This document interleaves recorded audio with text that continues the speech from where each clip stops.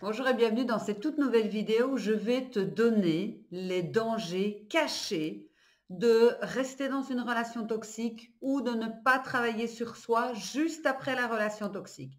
Comme tu le sais, si je t'en parle, c'est parce que j'ai sorti le tout nouveau programme, mon tout nouveau bébé, d'une dizaine de vidéos et j'ai ouvert aussi une communauté. Ce qui fait que tu auras accès à la communauté où tu vas pouvoir te décharger, tu vas pouvoir me poser toutes les questions, je te répondrai, tu auras en fait du vrai coaching avec les autres, avec moi-même aussi, tu auras une communauté d'entraide. Donc tu as les vidéos de formation et tu m'auras aussi dans cette communauté. Il ne faut jamais sous-estimer sa santé mentale. C'est hyper important, sa santé mentale. Alors, bien évidemment, la santé physique, je suis tout à fait d'accord aussi, hein, ne négligeons pas les deux. Mais la santé mentale, elle est hyper importante parce qu'elle peut avoir des incidences aussi, non seulement sur ta santé physique, sur ta santé psychologique et sur ton avenir. Donc, je vais t'expliquer ici les dangers insoupçonnés de rester dans une relation toxique ou en tous les cas de ne pas travailler sur soi après la relation toxique. Tu n'en as peut-être pas conscience parce que je n'en ai pas eu conscience non plus quand j'étais dans la relation toxique. Seulement, tout ce que je vais te dire là aujourd'hui, tu vas en fait le vivre à différents degrés parce que ça dépend d'une personne à l'autre et ça dépend aussi de la profondeur de cette relation toxique et de la longévité de cette relation toxique. D'ailleurs, je t'en ai parlé dans la vidéo précédente, je t'ai expliqué, je t'ai dit que tu allais avoir un stress post-traumatique dû donc à ce trauma, parce que c'est réellement un trauma, et qu'il va te falloir bien évidemment du temps pour pouvoir en sortir. Moi, ce que je te conseille, c'est de te faire suivre ou de prendre le programme ou de prendre des séances de coaching, mais en tous les cas, de ne pas rester seul, incompris, incomprise, et de te dire je vais réparer ça seul parce qu'en fait tu vas juste somatiser, avaler tout ça et tu vas donc créer des chemins neuronaux comme je te l'ai déjà expliqué. Donc ici je vais te donner en fait ce qui va se passer au niveau de ta santé mentale si tu ne fais pas quelque chose. La première chose, c'est de faire attention à ton estime de toi. Ton estime de toi, a été mis à mal parce que les partenaires toxiques, justement, ont tendance à rabaisser, à critiquer. Donc, ça entraîne chez toi une perte de confiance en toi. C'est la chose la plus évidente qu'on peut voir, c'est que les personnes, elles viennent en séance de coaching, quand je leur demande leur qualité, elles n'arrivent pas à les trouver. Quand on parle d'estime de soi, c'est quoi? Elles sont même perdues, elles n'arrivent même plus à trouver leur identité. Donc ça, c'est très, très important parce que plus vous êtes resté longtemps, plus votre estime de vous a été égratignée et ça pose problème. Ensuite, en deuxième point, vous avez donc développé ou vous allez développer des troubles anxieux. Donc, c'est un état en fait qui est constant de tension et de stress dû à la peur des réactions imprévisibles du fameux partenaire. Donc, ça entraîne une anxiété chronique. Durant de nombreuses années, quand j'ai vécu donc avec la personnalité toxique, j'avais tout le temps une boule au ventre. Cette boule au ventre était là constamment. Quand ça a été terminé, cette boule au ventre chez moi est restée pendant au moins un an. Parce que je me rappelle avoir fait la formation de thérapeute et en fait, je disais aux personnes qui étaient là avec moi, aux autres élèves, je disais, j'ai cette boule au ventre, c'est une habitude. Ça me semblait en fait normal d'avoir cette boule et d'être tout le temps en vigilance. Ça veut dire que j'étais très nerveuse et pour moi, ben, c'était mon état d'être. Mais non, j'ai toujours été comme ça. Et en fait, cette hyper vigilance de il peut se passer un truc, qu'est-ce que j'ai dit, qu'est-ce que je fais, comment je m'habille, etc. Je l'ai gardé pendant longtemps parce que chez moi, même quand j'étais dans mon appartement, j'étais en mode, à un moment donné, j'étais, oui, attention, et puis j'étais là, zen, on respire, calme. Mais ça a duré longtemps encore après la relation et peut-être que vous vous y reconnaissez. Avec même des personnes qui font des crises de panique. J'ai déjà fait, là c'était vraiment tout au début de la séparation, j'ai déjà fait des crises de panique. Et je me suis déjà réveillée en pleine nuit, en pleurant, en étant vraiment en panique. Donc, vous voyez que le développement des troubles anxieux est quelque chose qu'il ne faut pas prendre à la légère et c'est là qu'on retrouve justement ce stress post-traumatique. Ensuite, le troisième point, c'est que vous pouvez développer de la dépression et de la tristesse chronique. Donc, comme vous avez une certaine impuissance dans cette relation et que vous avez fait le yo-yo émotionnel tout le temps, vous avez vécu en fait dans une tristesse, d'impuissance, de désespoir et on se sent souvent piégé et on peut effectivement tomber en dépression ou en tristesse constante avec des troubles du sommeil, des pensées suicidaires, un manque d'intérêt pour les activités, soit on ne mange rien. Moi, ça m'arrivait, j'avais perdu 10 kilos en moins que maintenant. Donc, j'étais squelettique. Ou alors, justement, de l'hyperphagie, où on va remplir ou pour éteindre cet incendie à l'intérieur. Et donc, on va se retrouver, en fait, avec justement des kilos en trop. Donc, on va encore moins s'aimer, etc. Donc, tout ça, ce sont des points de vigilance. Même si ce n'est pas par rapport à une relation toxique, c'est important de travailler sur vous. Parce que ça va en fait être le réglage de votre vie future. Tout ce que vous allez faire va être en rapport, en relation par rapport à ça. Ensuite, le point 4, vous allez ou vous risquez d'avoir de la confusion mentale et de souffrir de manipulation psychologique. Donc en fait, on appelle ça le gaslighting. Ça veut dire que c'est une confusion mentale où on ne sait plus où est la vérité, la réalité. Est-ce que j'ai dit ça? Est-ce que c'est moi le problème? En fait, on ne sait plus. On ne sait plus parce que l'autre personne essaie de nous faire croire des choses qui, en fait, ne sont pas vraies. Et cette manipulation psychologique emmène une confusion mentale et voilà pourquoi après, les partenaires toxiques disent qu'on est cinglé. Et entre parenthèses, si vous sortez avec quelqu'un, vous avez un premier date avec quelqu'un et cet homme vous dit « mon ex est folle », barrez-vous. C'est très bizarre, mon ex est folle. Barrez-vous tout de suite parce que la prochaine folle, c'est vous. Désolée, mais c'est comme ça. Ensuite, vous pouvez souffrir d'isolement social et de perte d'indépendance. Que vous soyez dans la relation ou que vous venez juste de terminer. Parce que dans la relation, la personnalité toxique, elle vous a éloigné. Elle vous a mis comme dans un... Enfin voilà, donc elle vous a éloigné des amis, de votre famille. Donc vous souffrez de cet isolement. Et quand c'est terminé, retournez près de ces personnes-là. On est souvent gêné, on culpabilise, c'est compliqué, on n'ose pas prendre son téléphone, etc. Donc, à qui parler de cette souffrance? À qui est-ce que je peux parler réellement de cette souffrance?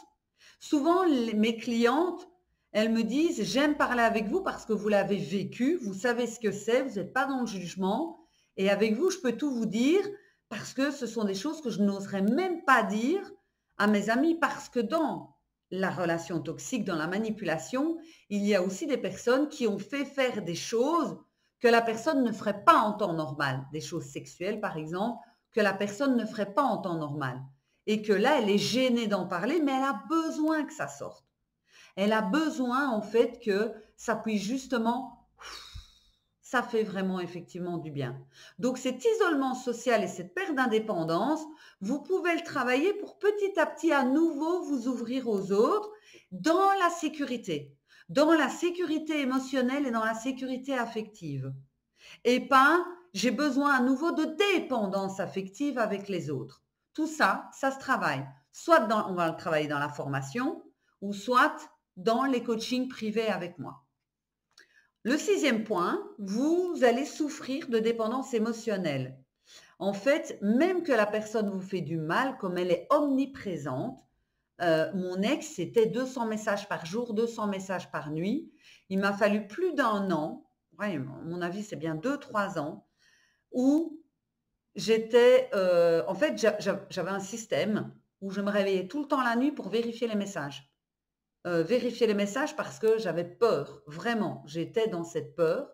Et pendant des années, je me réveillais encore la nuit pour vérifier les messages. Ça ne m'arrive plus maintenant. Mais cette dépendance émotionnelle, même que ce sont des vacheries, des insultes, etc., cette personne a créé une dépendance émotionnelle. Et si vous êtes resté autant de temps dans cette relation, c'est que vous souffrez de dépendance affective. Et pour arriver à vous en détacher, si vous êtes encore dedans, on doit travailler ensemble sur la dépendance émotionnelle. pour que vous puissiez à un moment donné prendre du recul et vous dire, mais c'est pas normal cette relation. Enfin, il n'y a rien de logique. C'est quoi ce bazar, entre guillemets? Et d'arriver à nouveau à fonctionner avec votre rationnel et plus avec la dépendance émotionnelle. Enfin, le numéro 7, il y en a quand même encore d'autres. En numéro 7, nous avons le syndrome de stress post-traumatique, le SSPT. Ça s'appelle le syndrome de stress post-traumatique. C'est ce que je vous ai parlé dans la vidéo précédente. Donc, quand on a été exposé, je vais y arriver, à des comportements abusifs pendant un long moment, etc., on va souffrir et j'en souffre encore. Ce n'est pas parce que on a travaillé sur soi qu'on n'a pas encore ce que je vais vous dire maintenant. C'est normal parce que ça s'estompe à la longue. Et c'est pour ça qu'il faut être aidé pour justement avoir une personne de ressources pour pouvoir en parler, etc. Vous allez avoir des flashbacks, des cauchemars, une hypersensibilité émotionnelle, vous pouvez être irritable et vous pourriez avoir tendance à éviter certaines situations qui vous rappellent cet abus. Par exemple, je ne veux pas me remettre en couple, j'ai trop peur qu'on se moque de moi, qu'on m'insulte, etc. Les rêves, les cauchemars, c'est ce que j'ai encore de temps en temps, on ne peut pas les contrôler. Par contre, c'est votre inconscient qui vous envoie des messages, comme quoi il y a encore des choses à travailler. Moi, je les prends comme, ok, je sais qu'il y a encore ça, ok, je prends rendez-vous, je le travaille. Si vous ne faites pas ça, ça veut dire que vos blessures restent dans votre inconscient, votre émotionnel, et comme je vous ai dit, ça va gérer votre vie future. Donc, c'est hyper important de régler ces stress, syndrome de stress post-traumatique. Le 8e point, vous allez souffrir de la peur de l'abandon et de la peur du rejet. Donc, une victime de relations toxiques, elle a une peur profonde de l'abandon parce qu'en fait, la personne toxique n'a fait que de menacer, je vais te quitter, je vais te rejeter, si tu ne te confortes pas à ce que j'attends de toi. Maigrir, couper tes cheveux, être la partenaire parfaite, des faveurs sexuelles, je n'en sais rien, on prêter de l'argent, etc. Donc, ça renforce encore plus cette peur de l'abandon et du rejet. Donc, quand vous êtes dans cette relation toxique ou que vous venez de terminer cette relation toxique, cette peur de l'abandon et du rejet, elle est à son paroxysme, elle est à son maximum. Et donc, c'est pour ça que c'est important de pouvoir travailler pour ça. Je m'apaise. Qu'est-ce qui se passe si on m'abandonne? Qu'est-ce qui se passe si on me rejette? Comment est-ce que je peux justement travailler ça, etc. Le travailler seul, encore une fois, vous devez avoir conscience de ce qui se passe dans votre inconscient. Et ça, ces blessures-là, c'est le travail le plus long. Voilà pourquoi dans le programme de formation, j'ai inclus justement une communauté. Et en plus, ce n'est pas une communauté Facebook ou quoi, donc vous êtes vraiment en mode privé. J'y tiens, je surveille, je veille. Parce que parfois, on a peur qu'un ex tombe dessus ou quoi aux caisses. Non, vous serez vraiment chez vous. J'y tiens vraiment. Le 9e point, c'est que vous aurez une destruction de l'identité personnelle. Je vous en ai parlé, c'est qu'on ne sait plus vraiment qui on est. Quand je me suis séparée, je continuais en fait à fonctionner comme avant. Les mêmes courses, je nettoyais, tout était tout le temps en hyper-vigilance. Donc, et on ne sait plus vraiment qui on est. Je me rappelle, j'avais été manger avec un homme qui m'avait dit, tu verras, là, tu n'es pas toi. Et dans plusieurs mois, ou peut-être plusieurs années, tu vas devenir toi. Et je me suis dit, mais qu'est-ce qu'il me raconte? Je ne comprends rien à ce qu'il me dit, etc. Et en fait, il avait totalement raison. Je vivais à travers mon ex, je ne vivais pas comme moi je l'entendais. Donc, cette destruction de l'identité personnelle, ça veut dire qu'il faut donc être dans la reconstruction de l'identité personnelle. Et ça, c'est en reconstruisant complètement son identité, qui on est, etc., pour pouvoir justement être bien, être vraiment, je me sens vraiment bien. Et en fonction de moi, de mes besoins que je connais, en fonction de mes envies que je connais, mes limites, etc. Le 10e point, c'est un sentiment constant de culpabilité et de honte. Dans l'autre vidéo, la vidéo précédente de la veille, si vous ne l'avez pas vue, je vous invite à aller la voir. Je vous ai justement parlé que, en fait, on se sent responsable de tous les problèmes qui se sont passés dans la relation. Relation passée ou si vous êtes encore dedans. On se sent coupable et donc ça entraîne une culpabilité excessive où en fait tout est de notre faute, tout on est trop nul, etc. Ça aussi, c'est de remettre l'église au milieu du village, le curseur à sa juste place et de remettre la responsabilité de chacun dans une relation. Mettre uniquement c'est de ma faute ou c'est de ta faute, ça ne fonctionne pas non plus. C'est juste de reconnaître ce qui a été en mon pouvoir et le reste de ce que je ne suis pas responsable. Le 11e point, c'est cette hypervigilance et incapacité à se détendre. Il m'a fallu des années pour arriver à glander. Je vous le dis sincèrement. Je ne savais pas me détendre. Je remplissais ma vie tout le temps. Alors, cette hypervigilance, d'abord, c'est le fait qu'on marche sur des œufs tout le temps pour éviter les conflits. Et ça, le problème, si vous ne travaillez pas sur vous, c'est que ça va rester au niveau du travail amical, etc., à force de marcher sur des œufs. Et puis, vous allez vous rendre compte que les gens continuent à abuser de vous. On peut poser des limites dans la justesse, encore une fois. Et l'hypervigilance amène une réponse automatique de « je me mets en retrait, j'ai peur du conflit ». Et aussi cette incapacité à se détendre, même en dehors de la relation toxique, parce qu'on est tout le temps en hypervigilance.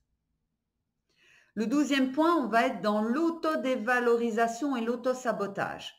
On a tellement été critiqué, rabaissé, etc., que la victime, elle finit souvent par prendre ces messages négatifs comme la réalité. Et donc, on s'auto-sabote.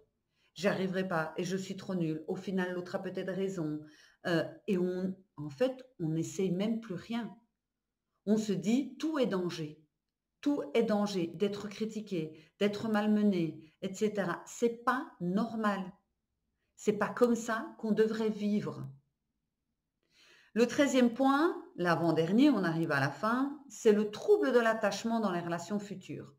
Après une relation toxique, la victime, elle va développer des troubles de l'attachement.